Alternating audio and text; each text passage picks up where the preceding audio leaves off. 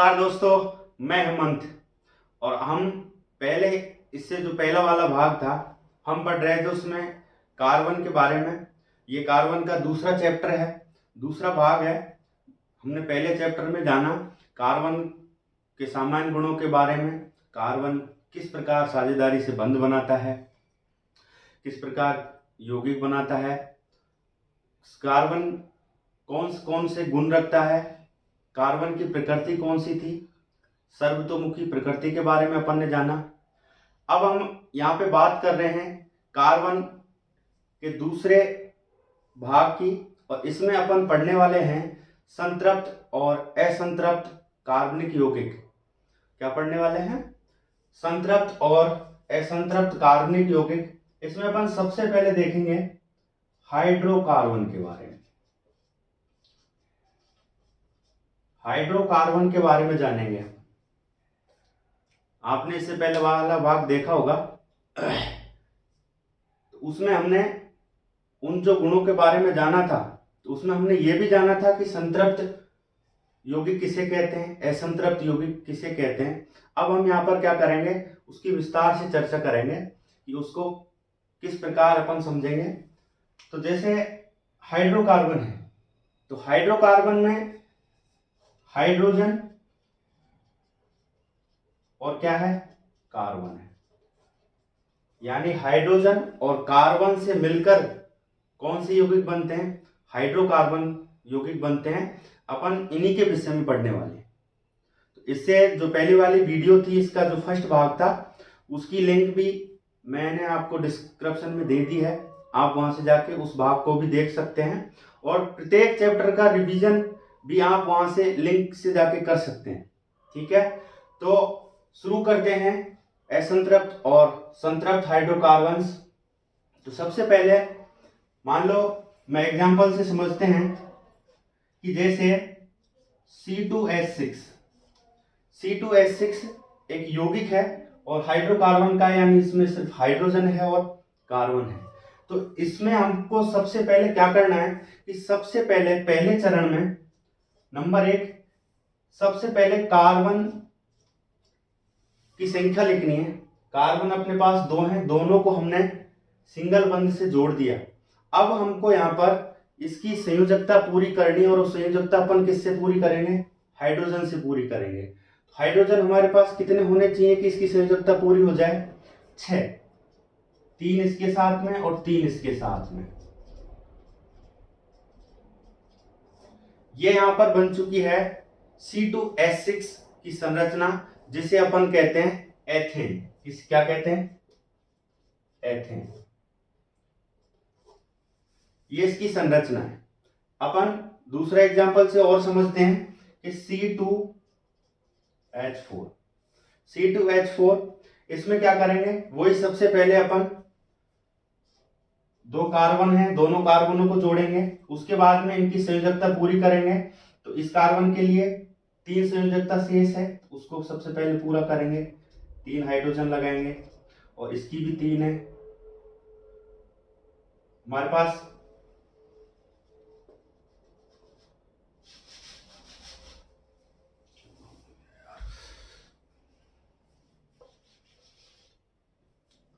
दूसरा एग्जांपल है C2H4।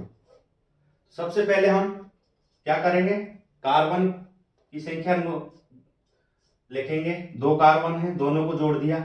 अब यहां पर चेक करेंगे हमारे पास हाइड्रोजन कितने हैं, 4 हैं। तो 4 हैं, तो 2 इसको दे दिए, 2 इसको दे दिए, 4 हो गए। तो अब यहां पर चेक करो क्या दोनों कार्बनों की संयोजकता पूरी हो चुकी है। इस वाले कार्बन की देखें तो 1, 2 और 3, इसकी भी 1, 2 और 3। यहां पर इसकी एक शेष है, इसकी एक शेष है, तो इसकी पूर्ति के लिए अपन क्या करेंगे, इसके बीच में क्या लगा देंगे, डबल बॉन्ड लगा देंगे। क्या लगा देंगे? डबल बॉन्ड लगा देंगे। तो यहां पर इसकी संयोजकता पूर्ण हो गई। ठीक है, अगला एग्जांपल जैसे C2H2, वही दोनों कार्बनों को जोड़ेंगे, 2 हाइड्रोजन है हमारे पास, उनको जोड़ेंगे। अब यहां पर इन दोनों की संयोजकताएं शेष हैं, 2 इसकी है और 2 इसकी है। तो क्या करेंगे, हाइड्रोजन तो है नहीं हमारे पास में, तो हम यहाँ पर पहले डबल बॉन्ड लगाएं, इससे पूर्ति हो रही है, नहीं हो रही, एक और लगाएं। तो अब 3 और 1 4 इसकी पूरी हो गई और 3 और 1 4 इसकी पूरी हो गई। अब हमने यहाँ पर देखा कि ये जो यौगिक है इसमें सारे के सारी जो संयुक्तताएं पूर्ण हो रही है वो सभी सिंगल बंध से। किससे हैं? एकल बंध। इसमें एक क्या है? द्विबंध है, इसमें एक त्रिबंध है। तो बच्चों आपने देखा, अपन ने पहले पढ़ा कि संतृप्त ऐसे यौगिक जिनमें केवल सिंगल बंध है। तो यहां पर किस यौगिक में सिंगल बंध है? इसमें। तो ये हो गया संतृप्त। और डबल बॉन्ड या ट्रिपल बॉन्ड वाले यौगिक क्या कहलाएंगे? असंतृप्त। संतृप्त और दोनों असंतृप्त यौगिक। तो इनके द्वारा अपन यहाँ पर और भी बहुत सारे हाइड्रोकार्बन्स देखने वाले हैं जिनको अपन समझेंगे कि ये संतृप्त यौगिक है या असंतृप्त यौगिक है। सीधी सी बात है, समझेंगे क्या? सिंगल बंध है, अगर कोई भी डबल नहीं है, कोई भी ट्रिपल नहीं है, तो कैसा होगा? संतृप्त होगा। और अगर एक भी डबल है या एक भी त्रिबंध है तो असंतृप्त यौगिक। ठीक है। तो अब यहाँ पर अपन 3 तरह के हाइड्रोकार्बन्स देखे जिनमें सिंगल बंध, डबल बॉन्ड और त्रिबंध। तो अब यहाँ पर इन हाइड्रोकार्बन्स का अपन नाम देंगे कि जिनके अंदर सिंगल बंध था, सिंगल बंध था, उनका नाम है एल्केन। क्या नाम है? एल्केन। जिनके अंदर डबल बॉन्ड है हाइड्रोकार्बन, उसका नाम है एल्कीन। और इसके अंदर त्रिबंध है तो इसका नाम है एल्काइन। तो ऐसे हाइड्रोकार्बन्स जिसमें एकल बंध है एल्केन कहलाते हैं, जिसमें द्विबंध है, एक या एक से अधिक, एल्कीन कहलाते हैं। और ऐसे हाइड्रोकार्बन्स जिनमें एक या एक से अधिक त्रिबंध है वो एल्काइंस कहलाते हैं। जी हाँ, ये अपन ने समझा एल्केन, एल्कीन, एल्काइन। तो अब इनकी अब क्रियाशीलता के बारे में भी अपन यहीं पे समझ लेते हैं कि जिनके अंदर सिंगल बंध है, तो सिंगल बंध सबसे मजबूत बंध है इन तीनों बंधों की अपेक्षा। तो सिंगल बंध जब मजबूत है तो टूटेगा नहीं, यानी इसकी अभिक्रियाशीलता क्या है? सबसे कम। इससे जल्दी कौन टूटेगा? डबल बंध। और सबसे जल्दी कौन टूटेगा? ट्रिपल बंध। तो सबसे कम अभिक्रियाशीलता सिंगल बंध, उससे बाद में डबल बंध, और सबसे जो ज्यादा अभिक्रियाशील होगा वो क्या होगा? ट्रिपल बंध। क्योंकि जब भी कभी ये बंध टूटेंगे तो सबसे पहले त्रिबंध टूटेगा, उसके बाद में द्विबंध और उसके बाद में सिंगल बंध। तो अब यहाँ पर ये जो हाइड्रोकार्बन्स हैं ये श्रृंखला के रूप में भी पाए जाते हैं, वलय के रूप में भी पाए जाते हैं और शाखित भी होते हैं। तो अब जैसे श्रृंखला यानी एक कार्बन के बाद में दूसरा, दूसरे के बाद में तीसरा, तीसरे के बाद में चौथा, इस प्रकार से इनकी एक लंबी श्रृंखला होती है। और ये जो श्रृंखला है कार्बन की, ये श्रृंखला 1 से लेकर 10 तक, 1 से लेकर 10 तक होती है। तो इन कार्बन की संख्या के आधार पर इनको अपन समझते हैं। कार्बन की संख्या के आधार पर हमने 10 श्रृंखलाएं, 10 श्रृंखलाओं के अपन सबसे पहले नाम जान लेते हैं। जैसे अगर कार्बन 1 है, कार्बन 1 है तो क्या कहेंगे? एथ। 2 है मैथ, 3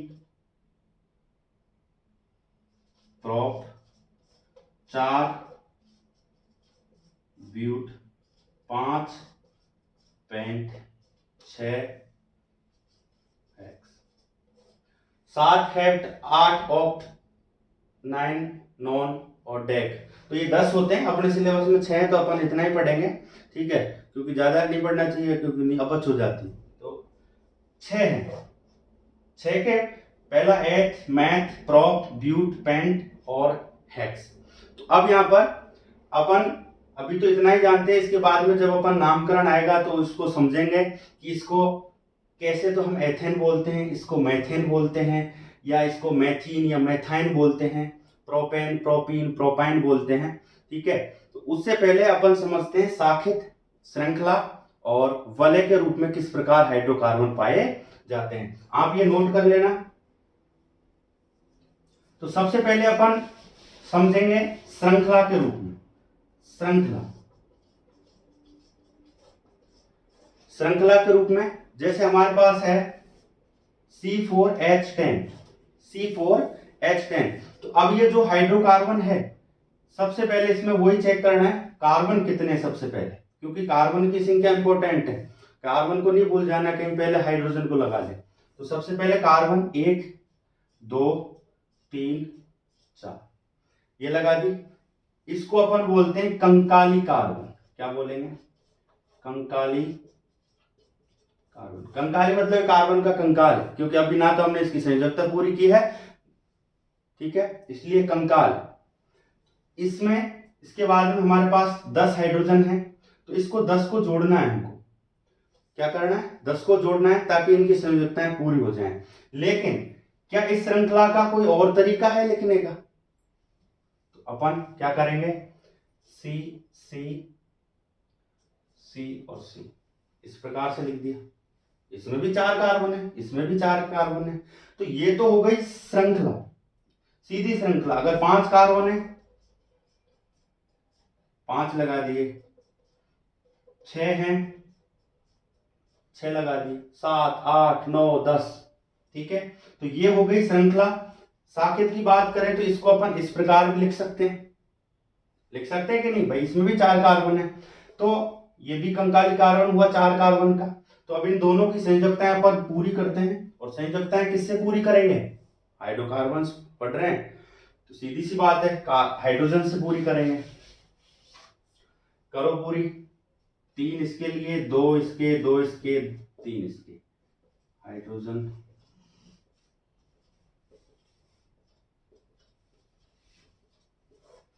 ये कंप्लीट सूत्र हो गया, ये कंप्लीट संरचना हो गई इसकी। इसके बाद में इसके पास में भी 3, इसके पास में 1, इसके पास में 3, 3 इसके पास में,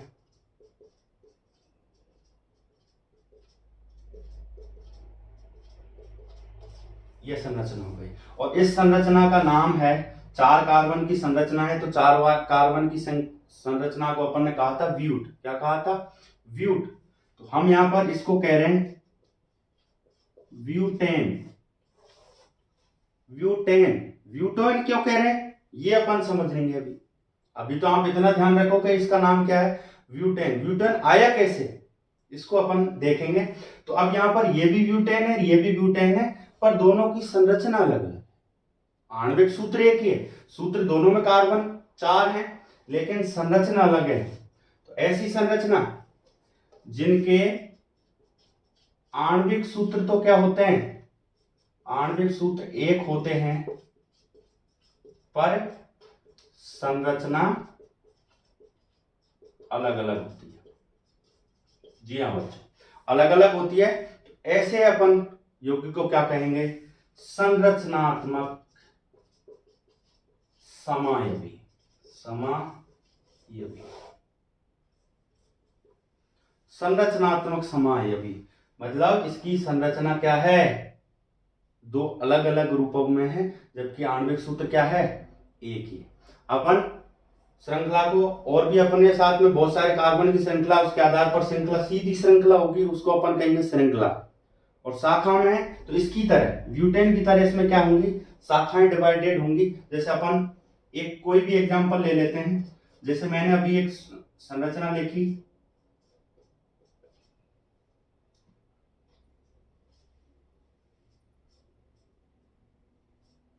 ये संरचना लिख दी। अब इसमें देखो, यहां से एक कार्बन की शाखा ये छट गई, एक की ये छट गई। तो जो ऐसी सूत्र हैं, ऐसी संरचनाएं हैं, ये सभी कहलाएंगी शाखा। क्या कहलाएंगी? शाखा के रूप में। अब जो तीसरी बात आती है वो है वलय। क्या है? वलय है। आप इसके बहुत सारे एग्जाम्पल हैं, उन एग्जाम्पल्स को आपको करने हैं, उनकी संरचना बनानी है और उनके इलेक्ट्रॉन बिंदु संरचना भी बनानी है। कल मैंने बताया था इलेक्ट्रॉन बिंदु संरचना, और अगर नहीं है तो आप पहले वाली वीडियो देख लेना, और अगर फिर भी समझ में नहीं आया आप हमको कमेंट करना, हम आपको उसका उत्तर जरूर देंगे, आपको बताएंगे वापस से कि कैसे इसकी संरचना बनती है। तो इलेक्ट्रॉन बिंदु संरचना हमको बनाना आना चाहिए, क्योंकि अक्सर हमसे पूछी जाती है इलेक्ट्रॉन बिंदु संरचना। तो अब अगली बात करते हैं किसकी, बले की। बले की बात करें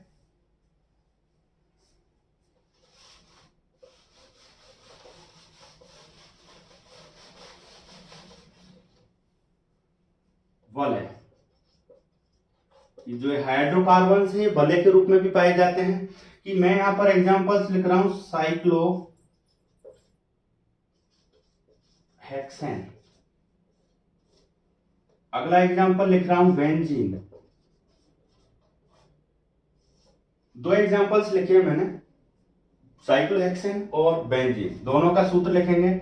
इसका सूत्र है C6H12 और बेंजीन का सूत्र है C6H6। दोनों में बराबर कार्बन है, 6 इसमें 6 इसमें। साइक्लो मतलब इनकी संरचना कैसी है, जो कार्बन रहेंगे वो है 6 कार्बन, हेक्सेन का मतलब 6 कार्बन, साइक्लो का मतलब राउंड में, तो राउंड में 6 कार्बन है, तो जो 6 कार्बन है वो किस प्रकार से व्यवस्थित रहेंगे, वो रहेंगे अपने 1 2 3 4 5 और 6, इस प्रकार से व्यवस्थित रहेंगे। अब अपन इनकी संयोजकताएं पूरी कर सकते हैं, क्यों, क्योंकि हमारे पास कितने इलेक्ट्रॉन हैं, सॉरी कितने हाइड्रोजन हैं, 12 हैं, तो 12 से इनकी संयोजकताएं पूरी हो जाएंगी। ये हाइड्रोजन, ये इसकी कंप्लीट, इसकी कंप्लीट, इसकी कंप्लीट, इसकी कंप्लीट, ये हो गया साइक्लोहेक्सेन। क्या हो गया, साइक्लोहेक्सेन। अब अगली मैं संरचना बनाऊं बेंजीन। बेंजीन की संरचना यही होती है, ये भी वलय के रूप में पाया जाता है, सी सी सी, 6 कार्बन हो गए, 6 कार्बन अपन ने वलय के रूप में जोड़ दिए, लेकिन यहाँ पर हाइड्रोजन हमारे पास 6, अब 6 ही हाइड्रोजन अपन को लगाने, तो 6 कार्बन है तो एक एक हाइड्रोजन लगा देते हैं, हाइड्रोजन हाइड्रोजन हाइड्रोजन। अब आप यहाँ पर देखो, क्या प्रत्येक कार्बन की संयोजकता पूरी है, इसकी देखें 1 2 3, इसकी भी एक कम है, 1 2 3 1 2 3, प्रत्येक कार्बन की जो संयोजकता है वो एक कम है। तो इसके लिए अपन को क्या करें भाई, एक की पूरी करनी है, मान लो इसकी पूरी करनी है, तो इनके बीच में क्या करना पड़ेगा, एक डबल बॉन्ड लगाना पड़ेगा। ये तो 2 3 4, इसकी पूरी हो गई, 2 3 4 इसकी पूरी। तो अब बात करेंगे इसकी, इसके लिए यहां लगा दें, तो 2 3 4, इसकी भी 2 3 4 ये होगी, इसके लिए अपन यहां लगा दें। इस प्रकार से कंप्लीट हो गया। अब आप क्या देख पा रहे हैं, दोनों में, इसमें डबल बॉन्ड है, इसमें सिंगल बॉन्ड है, तो संतृप्त और असंतृप्त हाइड्रोकार्बन शाखा में भी हो सकता है, वलय में भी हो सकता है, और श्रृंखला में भी हो सकता है। इसमें हो सकता है, श्रृंखला में भी हो सकता है, तीनों में हो सकते हैं। तो अब यहां पर आप पहचान सकते हो कि साइक्लोहेक्सेन संतृप्त है असंतृप्त है, तो सीधी सी बात है, कैसा है, संतृप्त है। कैसा है, संतृप्त है। और बेंजीन असंतृप्त है, क्यों, क्योंकि डबल बॉन्ड आ गया। ठीक है, अब इनके बारे में अपन ने जाना कि ये वलय के रूप में पाए जाते हैं। अब एल्केन एल्कीन एल्काइन ये अपन ने समझ लिया। अब हाइड्रोकार्बन जो अपन ने समझे, जिनमें सिर्फ कार्बन किसके साथ में यौगिक बना रहा है, हाइड्रोजन के साथ में बना रहा है। तो अब क्या कार्बन की प्रकृति के बारे में अपन ने यही जाना था कि हाइड्रोजन के बारे में, कि हाइड्रोजन के साथ यौगिक बनाता है, नहीं, कार्बन इसके अलावा अन्य बहुत सारे तत्वों के साथ में यौगिक बनाता है। तो अब अपन समझेंगे कार्बन की अन्य तत्वों के साथ में आवंधन, अन्य तत्वों के साथ में आवंधन समझेंगे।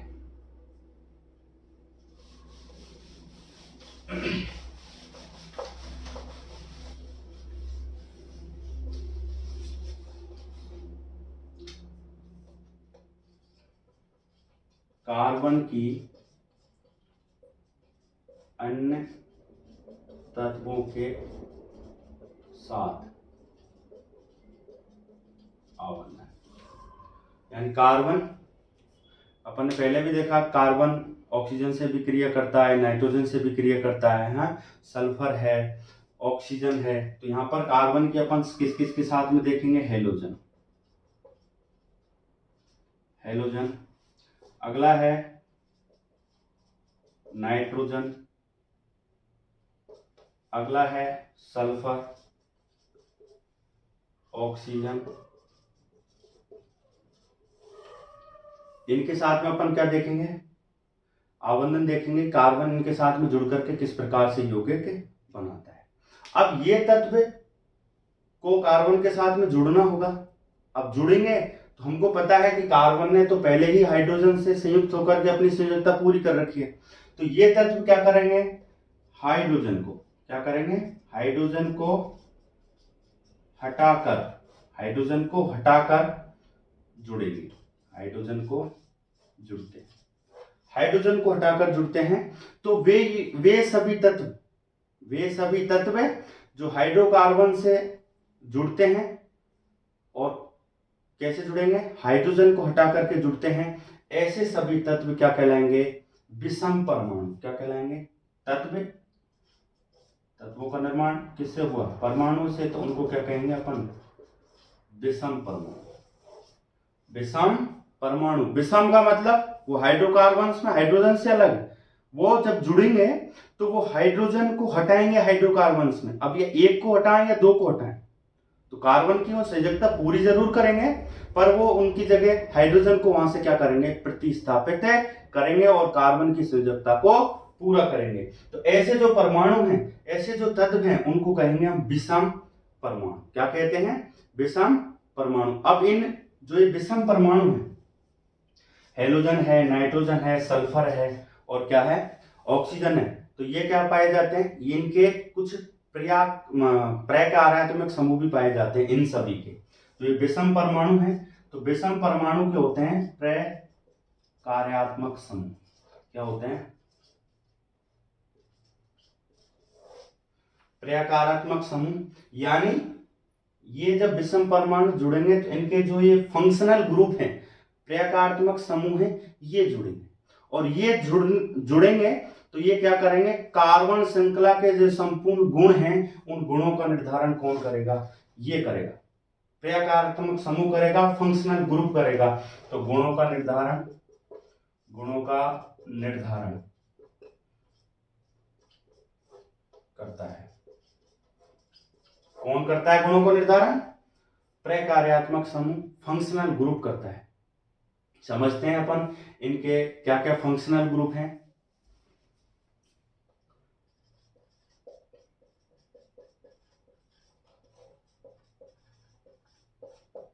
प्रकार्यात्मक समूह, ऐसे विषम परमाणु जो क्या करेंगे, हाइड्रोकार्बन से हाइड्रोजन को प्रतिस्थापन करके जुड़ते हैं। तो ये पहली बात, तो उनके गुणों का निर्धारण करेंगे। तो क्या क्या है इनके ग्रुप, तो अपन देखते हैं पहले विषम परमाणु। अब विषम परमाणु अपने पास में क्या है, कि पहले हमने पढ़ा था हेलोजन। क्या है, हेलोजन। तो हेलोजन के दो यौगिक होते हैं, ज्यादातर अभिक्रिया दो ही करते हैं, एक तो है क्लोरो और एक है ब्रोमो।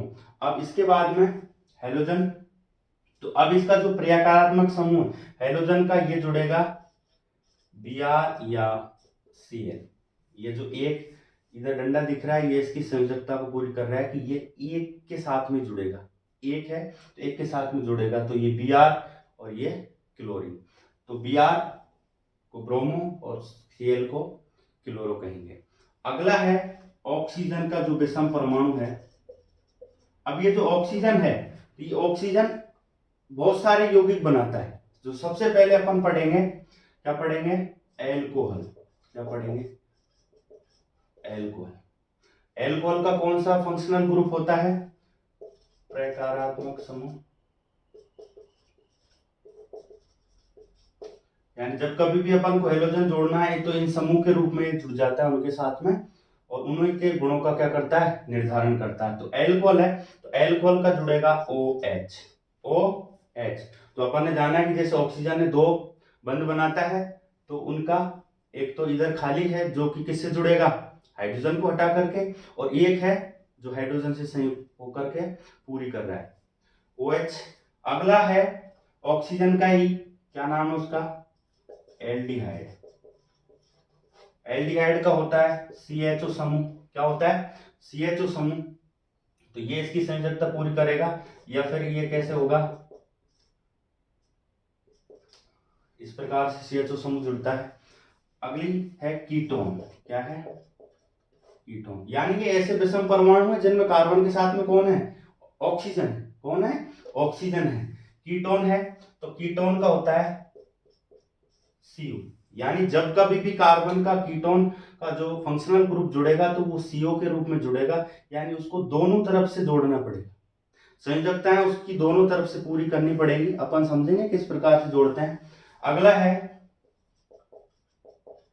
कार्बोक्सिलिक अम्ल। तो इसका जो फंक्शनल ग्रुप है वो है COOH।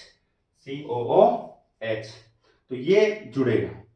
तो ये थे कुछ प्रयागात्मक समूह, यौगिक और विषम परमाणु जो क्या करते हैं, जो हाइड्रोकार्बन है उसमें हाइड्रोजन को हटा करके जुड़ते हैं। अब इसमें अपन एक छोटा सा पॉइंट देखेंगे, समजातीय श्रेणी या समान श्रेणी। समजातीय या समान श्रेणी, इसी का बिंदु है फंक्शनल ग्रुप का ही।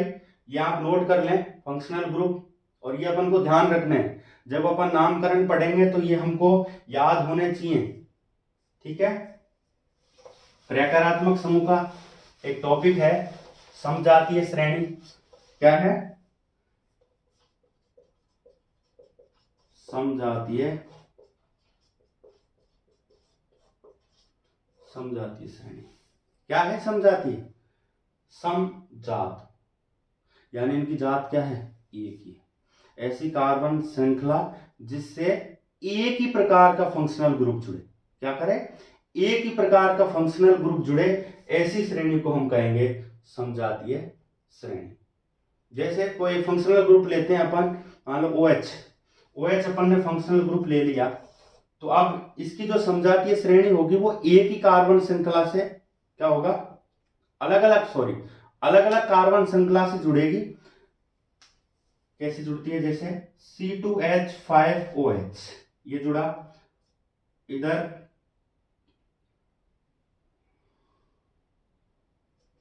CH3OH,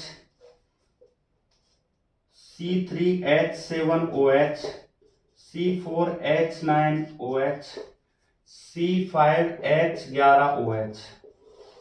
देखो श्रृंखलाएं बढ़ रही है, कार्बन की संख्या बढ़ती जा रही है, लेकिन फंक्शनल ग्रुप क्या है, फंक्शनल ग्रुप एक ही है, तीनों के अंदर एक ही है, इसमें OH, इसमें OH, इसमें OH, इसमें OH। तो इन सभी के जो गुण हैं उनका निर्धारण ये कार्बन श्रृंखला नहीं करेगी। ये बात ध्यान में रखनी है कि कार्बन इसमें एक है, इसमें 2, 3, 4, 5, तो इनके गुणों का निर्धारण कार्बन श्रृंखला नहीं करेगी। कौन करेगा, फंक्शनल ग्रुप करेगा। ये एल्कोहल का क्या करेगा, फंक्शनल ग्रुप। तो नामकरण अपन बाद में अभी बता देता हूं, जैसे मैथिल, मैथेनॉल, एथेनॉल और प्रोपेनॉल, ब्यूटेनॉल, पेंटेनॉल, ठीक है। तो इस प्रकार से ये अपन देखने वाले हैं। तो ये किसकी समजातीय श्रेणी हो गई, किसकी समजातीय श्रेणी है, ये एल्कोहल की। किसकी है, एल्कोहल की। जैसे अगला अपन देखते हैं, मान लो अपन को एल्कीन की देखनी है, किसकी देखनी है, एल्कीन की समजातीय श्रेणी देखनी है। तो एल्कीन की क्या होगा, सभी सेम होंगे और कार्बन की श्रृंखला क्या हो जाएगी, बढ़ती हुई चली जाएगी। जैसे C2H4, C3H6, C4H8, C5H10, ये इस प्रकार कार्बन की श्रृंखला बढ़ती जा रही है। तो ये है किसकी, एल्कीन की समजातीय श्रेणी, यानी इनकी जो जात है वो एक ही। क्या है, जो जात है वो एक ही है। इनमें एल्काइन की देख लो, एल्काइन में क्या है, C2H2 C3H4 C4H6 C5H8। ये यहाँ पर इनकी कुछ समजातीय श्रेणी दी गई है। इन समजातीय श्रेणियों में कभी कभी ये पूछ लिया जाता है कि एल्केन की समजातीय श्रेणी में क्या डिफरेंस है, क्या अंतर है, इनका आणविक द्रव्यमान में कितना अंतर है। तो आप बात ध्यान रखना दिमाग में कि एल्कीन हो, एल्काइन हो या एल्केन हो, तीनों की जो समजातीय श्रेणी है उन सभी में जो अंतर है वो है CH2 का। इसका है CH2 का अंतर है, बस ये ध्यान रखना है। और अगर आणविक द्रव्यमान की बात आए, आणविक द्रव्यमान की बात आए तो नोट कर लेना, 12 कार्बन का और 2 हाइड्रोजन जुड़ रहे हैं यानी 1 और 1 2, तो 14 म्यू का अंतर होगा। किसका होगा? 14 म्यू, 14 म्यू। तो द्रव्यमान का अंतर होगा। अक्सर प्रश्न पूछते हैं, छोटे छोटे प्रश्नों में पूछ लेते हैं 1 नंबर के कि समजातीय श्रेणियों में एल्केन की है तो उसमें कितना क्या डिफरेंस है। तो क्या डिफरेंस है? CH2 का है और 14 द्रव्यमान का अंतर है।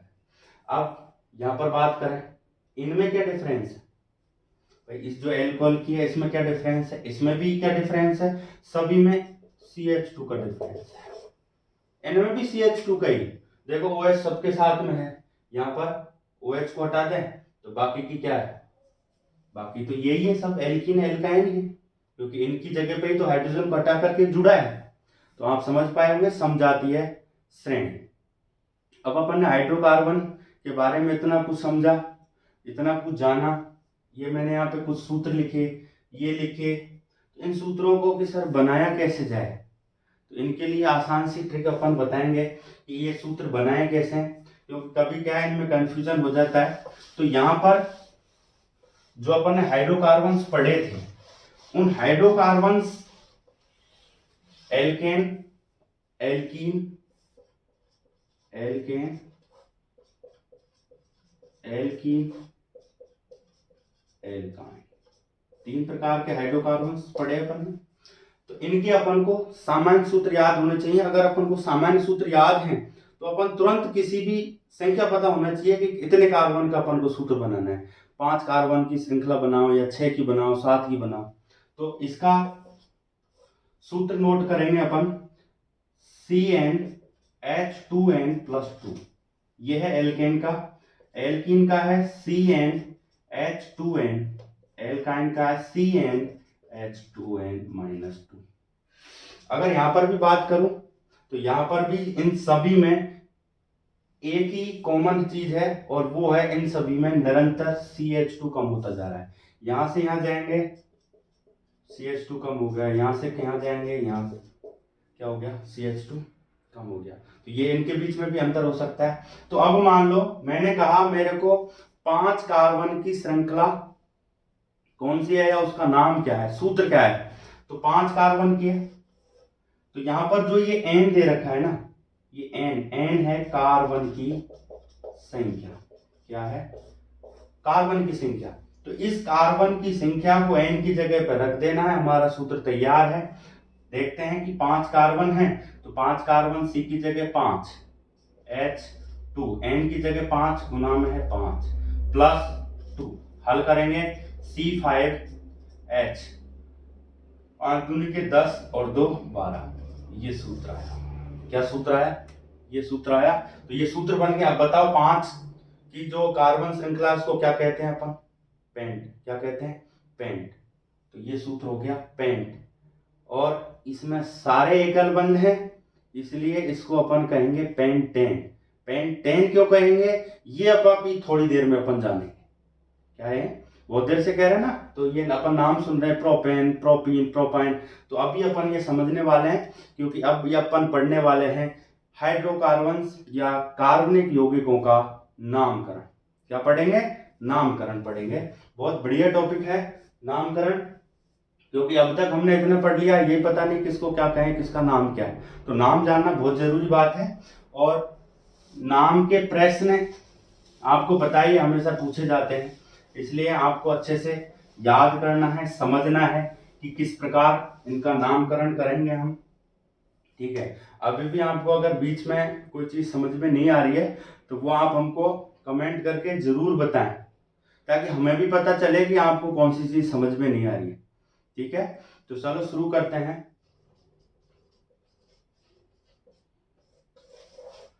नोमेनक्लेचर। नोमेनक्लेचर इसके लिए बहुत महत्वपूर्ण है, क्योंकि अपन किसी चीज को बार बार बोल रहे हैं, सूत्र बोल रहे हैं, नाम ही नहीं आ रहा, क्या फायदा है इससे। तो नामकरण बहुत जरूरी है। तो नामकरण समझने से पहले अपन दो चीजें समझते हैं। क्या समझेंगे?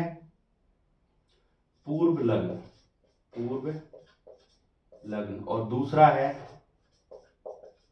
अनुलग्न। पूर्व लग्न और अनुलग्न। पूर्व लग्न क्या है? पूर्व लग्न लगेगा कहां? पूर्व बाद में। कहां लगेगा?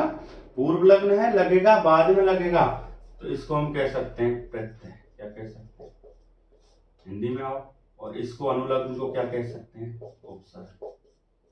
भाई इससे तो समझ में आएगा, कम से कम हिंदी तो आती है समझ में, कि पूर्व लग्न को प्रत्यय और अनुलग्न को उपसर्ग। उपसर्ग कहां जुड़ता है? किसी भी शब्द में आगे। कहां जुड़ेगा?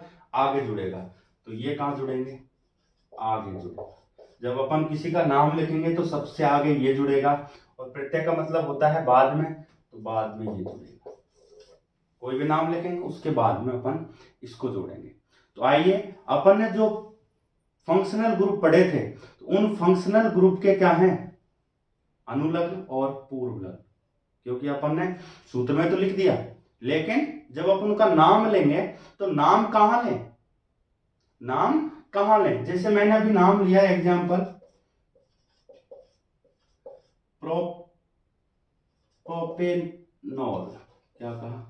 प्रोपेनॉल। अब प्रोपेनॉल कह दिया, अब ये नॉल पीछे क्या है? ये नॉल कहां से आ गया? ठीक है, प्रोपेन तो समझ में आता है, बाद का कहां से आया? या मैंने कहा क्लोरोप्रोपेन, ठीक है, यहां पर भी प्रोपेन समझ में आता है, आगे क्या है? क्लोरो। फंक्शनल ग्रुप जुड़ा हुआ है, इसमें भी है, इसमें भी है, तो ये आगे जुड़ा और ये पीछे जुड़ा। तो इसकी कंफ्यूजन के बचने के लिए अपन को यहां पर इनका नाम याद रखना पड़ेगा कि किसका तो अनुलग्न होता है और किसका पूर्व लग्न होता है। ठीक है, समझे? जैसे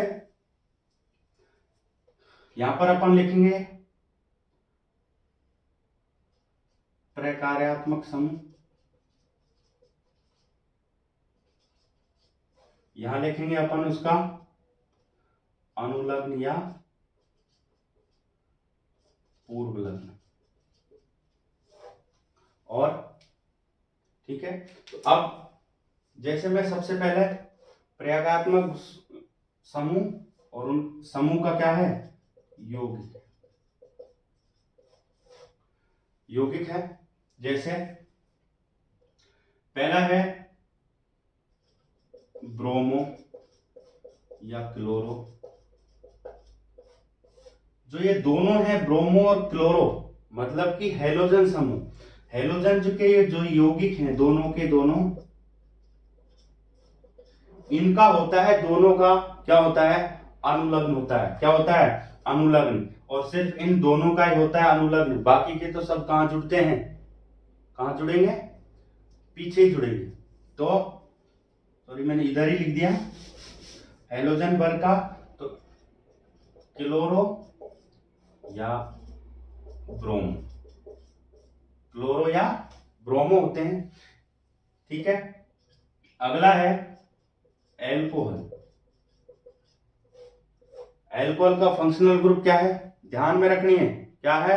OH है। क्या है? OH है। तो इसका जो पूर्व लग्न है कि अनुलग्न है? तो यहां पर आएगा पूर्व लग्न। अब सब जितने भी आएंगे उनका सबका क्या है? पूर्व लग्न है। पूर्व लग्न है, तो इसका जो पूर्व लग्न होता है वो होता है ओल। क्या होता है? ओल। ओल होता है। उसके बाद में अपन देखें एल्डिहाइड। एल्डिहाइड का क्या होता है? एल होता है। क्या होता है? एल। एल क्या होता है? एल। फिर है कीटोन। कीटोन का होता है ओन। क्या होता है? ओन होता है। ONE क्या होता है? ONE on. उसके बाद में है कार्बोक्सिलिक अम्ल,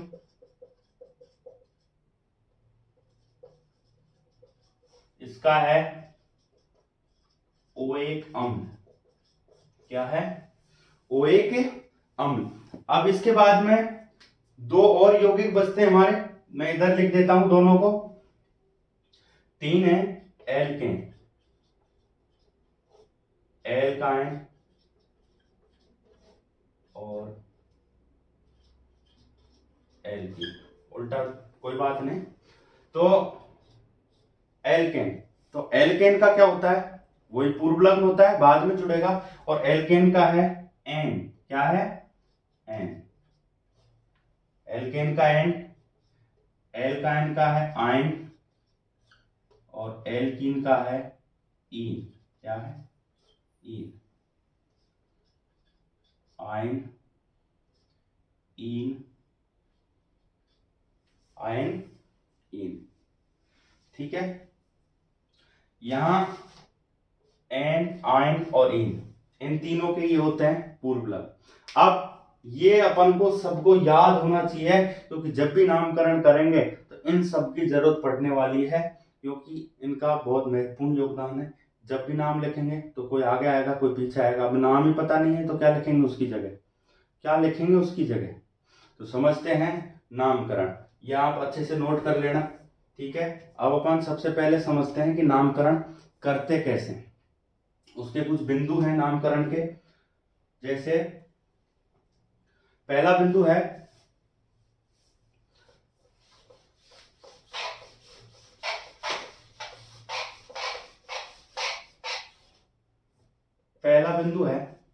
सबसे पहले कार्बन श्रृंखला की कार्बन की संख्या ज्ञात करेंगे। कार्बन की संख्या ज्ञात करेंगे। ठीक है। दूसरे बाद में क्या करता है? प्रयागात्मक समूह की उपस्थिति है तो उसमें अनुलग्न जोड़ना है या पूर्वलग्न जोड़ना है, ये अपन को आना चाहिए।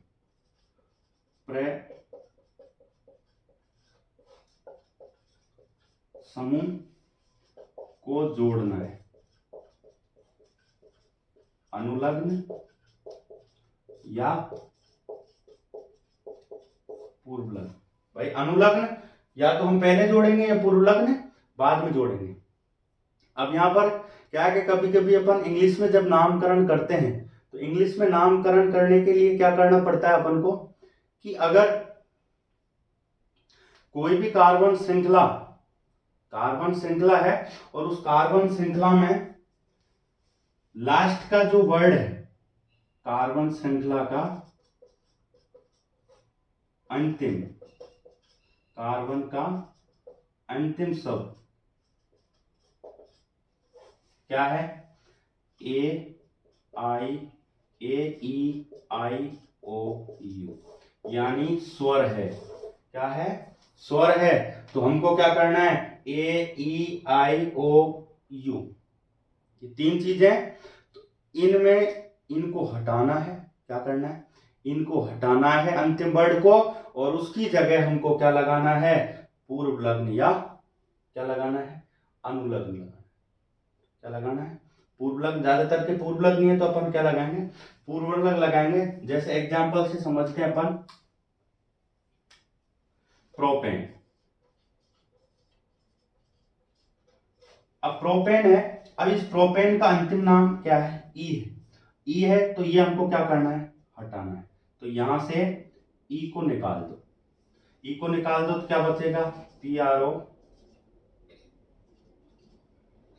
प्रोपेन। क्या बचेगा? प्रोपेन। अब इसमें मान लो हमको क्या जोड़ना है? कीटोन समूह जोड़ना है। क्या जोड़ना है? कीटोन समूह जोड़ना है। तो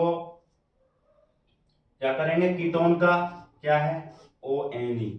ONE है तो इसमें क्या जोड़ देंगे? +ONE। तो ये बनेगा प्रोपेनोन। प्रोपेनोन क्या लगेगा? प्रोपेनोन। तो अंत में क्या लग रहा है? ओन, और क्योंकि कीटोन समूह का क्या होता है, पूर्व लग्न, तो ये कहाँ जुड़ा है, अंत में, इसका नाम हो गया प्रोपेन। यानी ये क्या है, 3 श्रृंखला का कीटोन समूह है। क्या है, कीटोन समूह। कीटोन समूह में अगर कीटोन समूह है, कीटोन समूह का 3 श्रृंखला का है। ठीक है, एक बात और आती है, छोटी सी बात, ये तो अपन नामकरण करते हैं, इसके बाद में संतृप्त और असंतृप्त जो यौगिक हैं, जो हाइड्रोकार्बन्स हैं, उनका भी अपन को ध्यान में रख के चलना है कि भाई सिंगल बंध है या डबल बंध। और उसका तो अपन को डायरेक्ट पता चल जाएगा। अपने को तो क्या करना है, उनकी जब अपन सूत्र लिखते हैं या संरचना बनाते हैं तो उनकी अपन को संयोजकता पूरी करके चलनी है। ठीक है, अगर एक कम है तो डबल लगाओ, ट्रिपल बॉन्ड लगाओ। ठीक है, अब अपन इनको क्या करेंगे, एग्जाम्पल से समझेंगे, एग्जाम्पल से समझेंगे, एग्जाम्पल से समझेंगे कि इसका नाम क्या होगा। सबसे पहले अपन नामकरण करते हैं, मैं यहां पर सूत्र लिख रहा हूं, सी सी सी।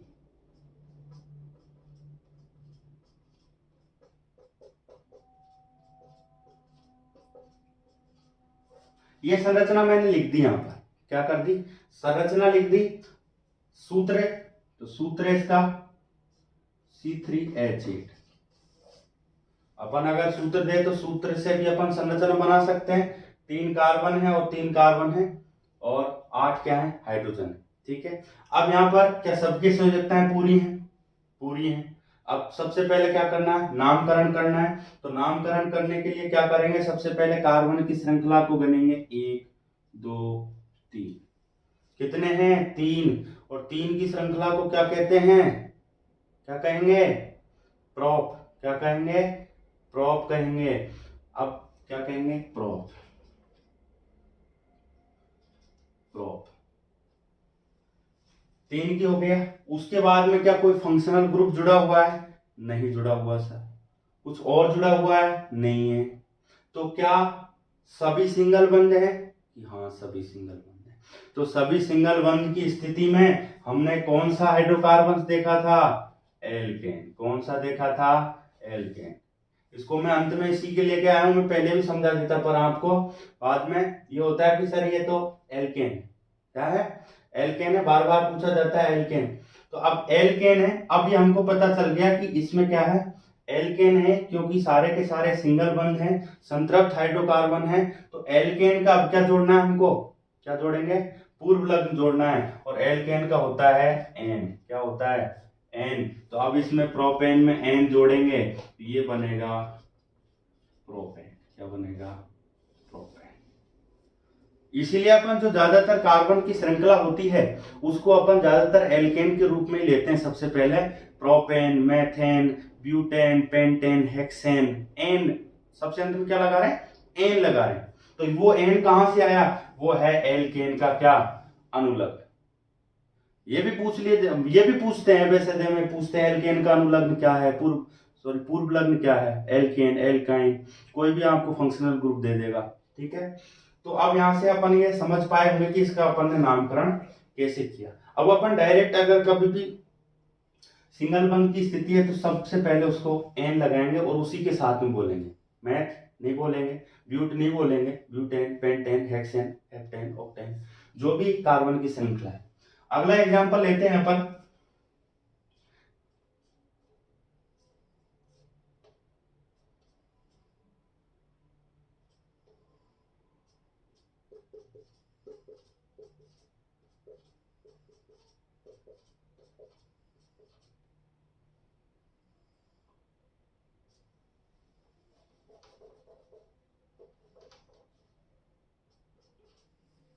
ये एग्जांपल लिया मैंने। अब इस एग्जांपल का हमको क्या करना है, नामकरण करना है। इसका सूत्र तो हम डायरेक्ट बना भी सकते हैं। पहली बात तो संरचना आपको कम देगा, सूत्र से संरचना बनवाएगा या तो इसका सूत्र क्या हो गया, कार्बन कितने, 4, C4, हाइड्रोजन कितने, यहां से 3, 4, 5 और 3, 8, तो कितना हो गया, 8, H4, 8, C4H8 हो गया। तो अब यहाँ पर पहले तो ये देखो सब में सिंगल बॉन्ड है, डबल बॉन्ड है कि है। तो कार्बन की श्रृंखला उससे पहले याद कर लो, 1 2 3 4। तो 4 को क्या कहेंगे, क्या कहेंगे, ब्यूटेन। क्या कहेंगे, ब्यूट। क्या कहेंगे, ब्यूट कहेंगे। डायरेक्ट भी अपन इसमें अब डबल बॉन्ड है तो डबल बॉन्ड को क्या कहेंगे, एल्कीन कहेंगे। एल्कीन का अनुलग्न क्या है, एल्कीन का अनुलग्न है इन। क्या है, इन। क्या बना, ब्यूटीन। क्या बना, ब्यूटीन। तो इसका नाम क्या है, ब्यूटीन। C4H8। C4H8 डायरेक्ट भी अपन सूत्र से भी अपन नाम दे सकते हैं। प्रश्न में अक्सर तुमसे संरचना बनवाएगा और फिर कहेगा इसका नाम क्या है। ठीक है, डायरेक्ट भी नाम पूछ सकता है। और एग्जांपल्स देखते हैं। एग्जांपल्स हमारे पास में सी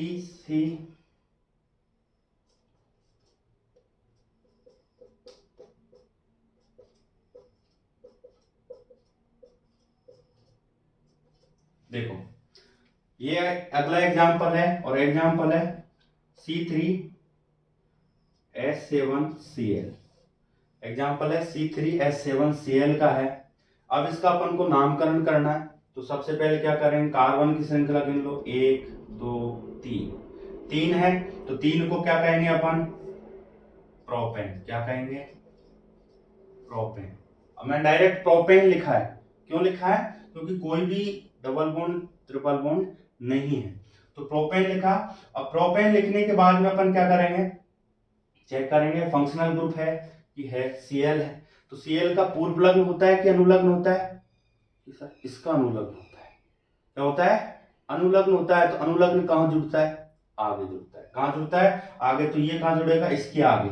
Cl का क्या जुड़ेगा, क्लोरो। नाम क्या हो गया, क्लोरोप्रोपेन। क्या हो गया, क्लोरोप्रोपेन। इसी के साथ में अपन अगर इसको हटा करके क्या जोड़ दें, Cl है, इसकी जगह Br लगा दें, इसको हटा करके, तो क्या हो जाएगा, Br का भी अनुलग्न होता है, ये हो जाएगा ब्रोमोप्रोपेन। क्या हो जाएगा, ब्रोमोप्रोपेन। ठीक है, और एग्जांपल्स लें अपन, एग्जांपल्स खूब पढ़े। ठीक है, एग्जाम्स लें। जैसे है अगला एग्जांपल है अपन का, इसी का ले लेते हैं,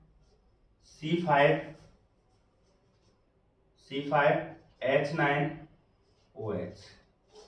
ये एग्जांपल है C5H9OH। अब इसकी अपन को पहले तो संरचना बनानी है। तो संरचना बनाने के लिए कार्बन है तो कार्बन का पहले कंकाली कार्बन बनाओ, 1 2 3 5 है। 5 है, फंक्शनल ग्रुप जुड़ा हुआ है, एक फंक्शनल ग्रुप जुड़ा है। ठीक है, 1 2 3 4 5 6 7 8 9। कितने हैं, 9 हैं। कितने हैं, 9 हैं।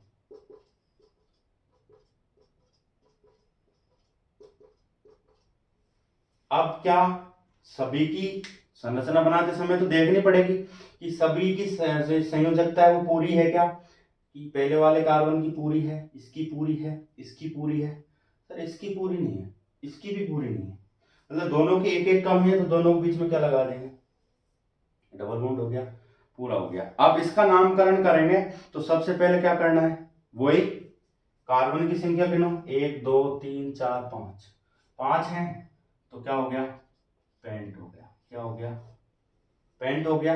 उसके बाद में double bond single bond, sir ये डबल बॉन्ड है तो डबल बॉन्ड का इन लगता है, क्या लगता है, इन लगता है। अनुलग्न क्या लगता है, पूर्व लग्न लगता है, प्लस क्या करेंगे, इन करेंगे।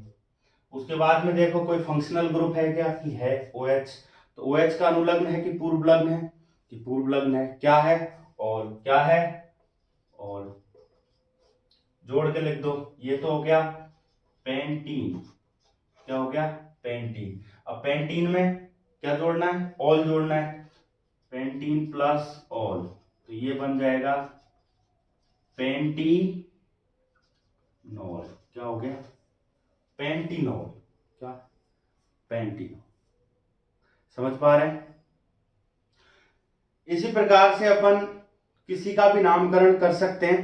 अपन एक दो एग्जाम्पल्स और ले लेते हैं, उसके बाद में आप एग्जाम्पल्सों के नामकरण करना, ठीक है। और नहीं आए तो हमें कमेंट में जरूर बताना, वैसे आप कर लोगे, कोई दिक्कत नहीं है, ठीक है। देखते हैं कुछ और उदाहरण। इन उदाहरणों के माध्यम से और अपन अच्छे से समझ पाएंगे कि अपन किस प्रकार नामकरण करते हैं।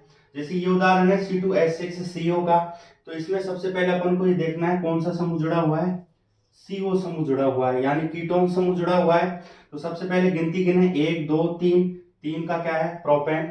कोई भी डायरेक्ट अपन ने एल्केन समूह में लिखा है, क्योंकि कोई भी श्रृंखला में डबल बॉन्ड नहीं है, जो डबल बॉन्ड है वो कीटोन समूह है, ठीक है। तो उसको अपन नहीं डिस्टर्ब करेंगे, नहीं छेड़ेंगे, तो उसका डायरेक्ट क्या लगाएंगे, पूर्व लग्न लगाएंगे ऑन, और नाम लिखेंगे प्रोपेनॉन। तो ये अपन ने डायरेक्ट, अपन हिंदी में संधि पढ़ते हैं, संधि के आधार पर डायरेक्ट जोड़ के लिख देते हैं, ठीक है, प्रोपेनॉन। अगला एग्जाम्पल है, जैसे ये एग्जाम्पल्स है, इसमें कौन जुड़ा हुआ है, एल्डिहाइड समूह जुड़ा हुआ है। तो एल्डिहाइड समूह जुड़ा हुआ है, तो एल्डिहाइड जब समूह हो, चाहे कीटोन समूह हो, चाहे कार्बोक्सिलिक समूह हो, इन तीनों का जो C है, ये तीनों का जो C है, ये कार्बन की श्रृंखला में काउंट होता है। ऐसा नहीं है कि इसको छोड़ देना है, तो इसको श्रृंखला में काउंट करना है। तो जैसे 1 2, तो तीसरा है एल्डिहाइड का, तो ये भी काउंट कर लिया। तो 3 को क्या कहेंगे, प्रोपेन। इसका क्या लगाएंगे, पूर्व लग्न लगाएंगे, एल, क्या बना, प्रोपेनॉन, प्रोपेनॉल। अगला एग्जांपल है प्रोपेन प्लस ऑन, प्रोपेनॉन, ये हो गया इसका। अगला एग्जांपल है C, 4 कार्बन की श्रृंखला है, कार्बोक्सिलिक समूह जुड़ा हुआ है, तो यहां पर इसका अपन कार्बोक्सिलिक समूह का C भी काउंट होगा, तो 1 2 3 4, 4 को क्या कहते हैं, ब्यूटेन, ठीक है, प्लस इसका क्या लगाएंगे, क्या, पूर्व लग्न OH बनेगा ब्यूटेनोइक, ठीक है। तो बच्चों यहाँ पर आपको समझ में आया होगा नामकरण। और भी बहुत सारे एग्जाम्पल्स हैं, उनको आप रिवाइज करना, एग्जाम्पल्स हल करने की कोशिश करना, आपको जरूर हल होंगे, टेंशन लेने की जरूरत नहीं है, आप अच्छे से कर पाओगे उनको। चीज़ों की ध्यान रखना, फंक्शनल ग्रुप ध्यान में रखना, ठीक है। उसके बाद में उनके सभी फंक्शनल ग्रुप जो यौगिक हैं, उनके पूर्व लग्न और अनुलग्न बस याद रखना, बाकी कोई दिक्कत नहीं है, नामकरण बहुत आसान है, आसानी से आप कर लोगे, ठीक है। तो ये था आज का टॉपिक, और इस टॉपिक में अपन ने देखा कार्बन के बारे में, और कार्बन का नामकरण है, समझाती श्रेणी, और भी बहुत सारी चीजें देखी अपन ने। अब ये टॉपिक पूरा नहीं हुआ है, चैप्टर का रिवीजन पूरा नहीं हुआ है। ये जो रिवीजन है, इसका एक पार्ट और है इस चैप्टर का, जो अगली वीडियो में आएगा। तो तब तक आप क्या करें, जो ये रिवीजन है इसको अच्छे से कर लें, अच्छे से प्रश्नों को रिवाइज कर लें, जो भी एग्जाम्पल्स हैं वो कर लें, और जो एग्जाम्पल्स समझ में नहीं आए वो हमें कमेंट करके बताएं, ताकि हमें भी तो पता चले कि आप कौन सी चीज़ें समझ में नहीं आ रही है, ठीक है। तो आई होप आप अच्छे से करोगे, ये हमें आपसे उम्मीद है। तो अगली वीडियो में हम पढ़ेंगे, बहुत ही इसका भी एक टॉपिक रह रहा है, कार्बन यौगिकों के भौतिक गुणधर्म, उनके रासायनिक गुणधर्म, कार्बनिक यौगिकों के रासायनिक गुणधर्मों के बारे में अपन आगे पढ़ेंगे, ठीक है। तो तब तक आप इस चैप्टर को अच्छे से रिवाइज करो। इसका जो पहला वाला पार्ट है उसको भी लिंक डिस्क्रिप्शन में, या आप डायरेक्ट चैनल से देख सकते हैं। प्रत्येक भाग को अपन देखें, अच्छे से रिवीजन करें, एग्जाम है, अपन का जीवन है, अभी नहीं तो कभी नहीं कर पाएंगे, ठीक है बच्चों। तो अच्छे से रिवाइज करो और अच्छे से पढ़ो। मिलते हैं अगली वीडियो में।